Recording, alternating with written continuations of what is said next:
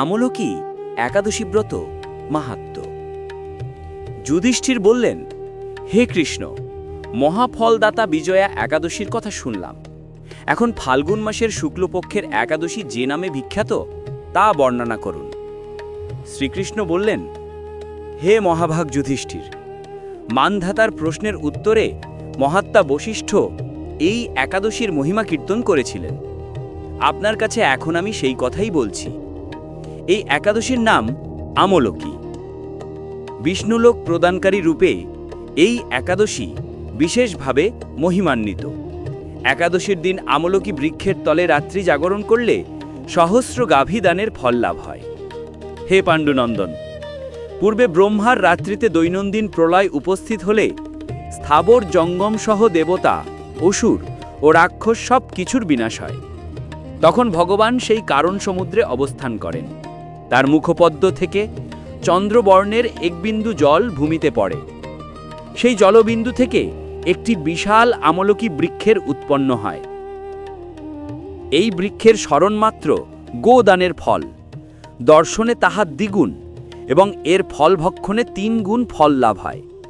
এই বৃক্ষে ব্রহ্মা, বিষ্ণু আর মহেশ্বর সর্বদা অবস্থান করেন। এর প্রতিটি শাখা প্রশাখায় পাতায় ঋষি, দেবতা ও প্রজাপতিগণ বাস করেন। এই বৃক্ষকে সমস্ত বৃক্ষের আদি বলা হয় এবং তা পরম বৈষ্ণব রূপে বিখ্যাত। অতএব এই শ্রেষ্ঠ ব্রত সকলেরই পালনীয়। এখন এই ব্রতের একটি অদ্ভুত ইতিহাস আপনার কাছে বর্ণনা করছি। প্রাচীনকালে বৈদেশ নামে একটি প্রসিদ্ধ নগর ছিল। এই নগরে চৈত্র রথ নামে এক রাজা রাজত্ব করতেন। চন্দ্রবংশীয় পাশবিন্দুক রাজার পুত্ররূপে তিনি জন্মগ্রহণ করেন। তিনি অত্যন্ত শক্তিমান ও ঐশ্বর্যশালী ছিলেন। শাস্ত্রজ্ঞানেও তিনি ছিলেন সুনিপুণ। তার রাজ্যে সর্বত্রই মনোরম, আনন্দপূর্ণ এক দিব্য পরিবেশ লক্ষ্য করা যেত। প্রজারা ছিলেন বিষ্ণুভক্তিপরায়ণ, সকলেই একাদশী ব্রত পালন করতেন। তার রাজ্যে কোনো অভাব অমঙ্গল ছিল না। এইভাবে প্রজাদের নিয়ে রাজা চৈত্রবৎ সুখে দিন যাপন করতে থাকলেন। একসময় ফাল্গুনী শুক্লপক্ষের দ্বাদশী যুক্তা আমলকি একাদশী তিথি সমাগত হওয়ায় রাজ্যের সকলেই এই ব্রত পালনের সংকল্প করলেন। ওই দিন প্রাতঃস্নানের পর প্রজাদের নিয়ে রাজা ভগবান শ্রী বিষ্ণুর মন্দিরে যান। সেখানে সুবাসিত জলপূর্ণ কলস, ছত্র, বস্ত্র, পাদুকা, পঞ্চরত্ন ইত্যাদি দিয়ে সাজিয়ে স্থাপন করেন। তারপর ধূপ দ্বীপ দিয়ে যত্ন সহকারে মুনি ঋষিদের দ্বারা শ্রী পরশুরাম মূর্তি সমন্বিত আমলকির পূজা করেন। হে পরশুরাম, হে রেণুকার সুখবর্ধক, হে ধাত্রী, হে পাপ বিনাশিনী আমলকি, তোমাকে প্রণাম, আমার অর্ঘ্যজল গ্রহণ করো। এইভাবে দিনে যথাবিধি পূজা স্তবস্তুতি নৃত্যগীত করে রাজা ভক্তিভরে সেই বিষ্ণু মন্দিরে রাত্রি জাগরণ করতে লাগলেন। এমন সময় দৈবযোগে একটি ব্যাধ সেখানে উপস্থিত হল। পূজার সামগ্রী সহ বহু ব্যক্তিকে একত্রে রাত্রি জাগরণ করতে দেখে সে কৌতূহল আক্রান্ত হল। সে ভাবল, এসব কি ব্যাপার? বিষ্ণু মন্দিরে প্রবেশ করে সে বসে পড়ল। কলসের উপরে স্থাপিত বিষ্ণু মূর্তি দর্শন করল। ভগবান বিষ্ণু এবং একাদশীর মাহাত্ম্য সে মনোযোগ দিয়ে শুনল। সারা দিন ওই ব্যাধ কিছুই আহার করেনি। এইভাবে ক্ষুধায় কাতর হয়ে সেখানে সে রাত্রি জাগরণ করল। পরদিন প্রজা সহ রাজা নগরের দিকে যাত্রা করলেন। সেই ব্যাধও তার গৃহে ফিরে গেল। এরপর একসময় ব্যাধের মৃত্যু হল। একাদশীতে রাত্রি জাগরণ ব্রত প্রভাবে সেই ব্যাধ পরবর্তী জন্মে এক রাজ্যের অধীশ্বর রূপে নিযুক্ত হল। জয়ন্তী নামে একটি নগর ছিল। সেখানে বিদুর রথ নামে এক রাজা বাস করতেন। ওই ব্যাধ বিদুর রথ রাজার মহাবলী পুত্ররূপে জন্মগ্রহণ করেন।